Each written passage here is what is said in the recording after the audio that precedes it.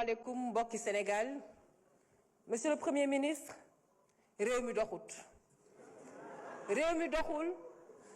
doxul ñaari atum yàlla réew mi doxul sénégalais yi am na ñuy xaar ñii di dundee yaakaar mais yaakaar mi ngi bëgg a tas te ñiy xaar ñi ngi bëgg a xàddi diagnostic bi nag def nga ko 17% de surfacturation 40% ci budget boo xamante ne dañ ko luubal dette cachée 300 milliards yoo xamante ne économiser ngeen ko ci contrat yi ngeen renégocier très bien mais ku wax ay jàngoro faaw nga wax solution yi saafara ji mais bëgg a xam monsieur le premier ministre kañ ngeen di def ay pose de première pierre kañ ngeen di def ay inauguration kañ ngeen di wax ay bonnes nouvelles yoo xamante ne dina mën a dëfal xolu sénégalais yi bind mi li ñu war a wax nag yépp wax ngeen ko bind ngeen ko te depuis jamonoy solution projet vision Sénégal 2050 plan de redressement wax ngeen lépp bind ngeen lépp mais bu ñuy jëw ci jëf ji monsieur le premier ministre furaas xaalisu or beeg pétrole beeg gaz bi la ñu bëgg a xam ñun ci seen bilan anamu kañ la sénégalais yi di toog di am soxla lamb seen poos faj seen aajo loolu mooy laaj bi jiitu monsieur le premier ministre école yi ñi ngi grève s'il vous plaît hôpitaux yi ñi ngi grève te kenn umpalewul ne suñu doom yi nekk ci école yi ñoom ñoo ciy souffrir surtout nag ñi nekk classe d'examen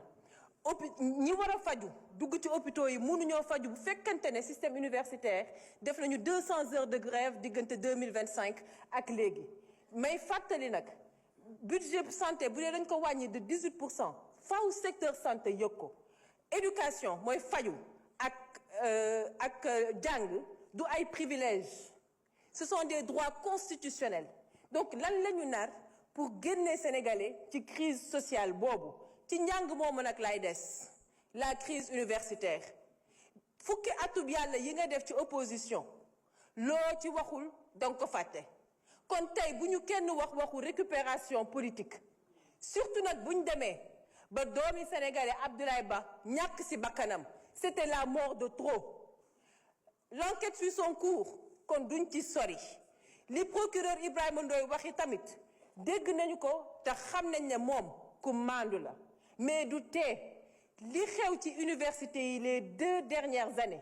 loolu yéen ñii seen échec la seen responsabilité politique la ma bëgg nag monsieur le premier ministre gën leen a déglu Sénégal étudiants yi gën leen a waxtaan ak étudiants yi xiccoo bi xiiroo beeg jaayante doole bi ma fi dégg jëriñul dara police universitaire idée boo xamante dama koy rafetlu la ndaxte gis naa ne dox na Côte d'Ivoire depuis 2013 donc ñun mën nañ ko def donc lan la ñu nar ci Sénégal yéen lan mooy seen plan pour régler de façon définitive la crise dans les universités mais surtout tegaat université sénégalais yi foo xamante ne ci rang université yi gën a mag ci monde bi la monsieur le premier ministre fi may jeexalee wax nga ci tuuti cof nga ko mooy suñu doomi sénégalais yi nekk foofu Maroc man nag mu am lu ma si jaaxal Ousmane Sonko jël avion dem ba Maroc dem ba Rabat ñibbi si loxoy neen bàyyi njabootam ginnaaw man de jaaxal na ma monsieur le premier ministre yow bu dee amoo ci solution